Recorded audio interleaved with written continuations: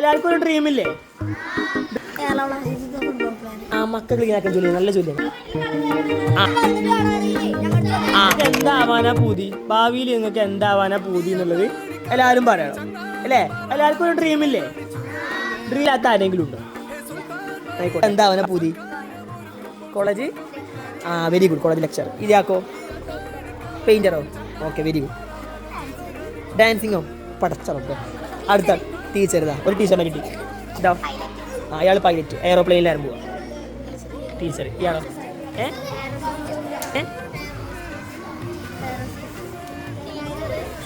ഒന്നുമില്ലേ? ഇയാളോ?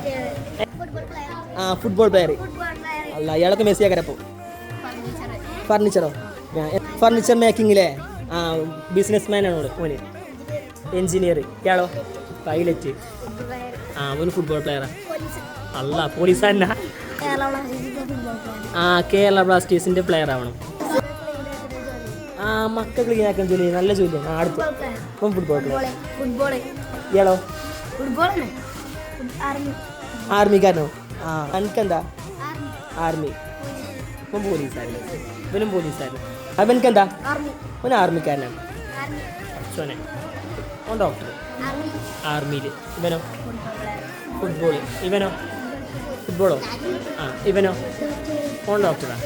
ഡാ, അപ്പോൾ എനിക്ക് സുഖമായി. ഇതിൽ കുറേ ഡോക്ടർമാരുണ്ട്. അപ്പം അസുഖം വന്നാൽ എനിക്ക് ചികിത്സ ഫ്രീ. അതേപോലെ പൈലറ്റ് ഉണ്ട്. അപ്പം എന്ത് ചെയ്യുക? സുഖമായിട്ട് എയറോപ്ലെയിനിൽ പോകാം. അപ്പോൾ പൈസ എടുത്തോളൂ കേട്ടോ. കുറേ പന്തളിക്കാരില്ല, അതുകൊണ്ട് അതും സുഖമായി. പന്തളിക്കാം, ടിക്കറ്റ് എടുക്കണ്ട.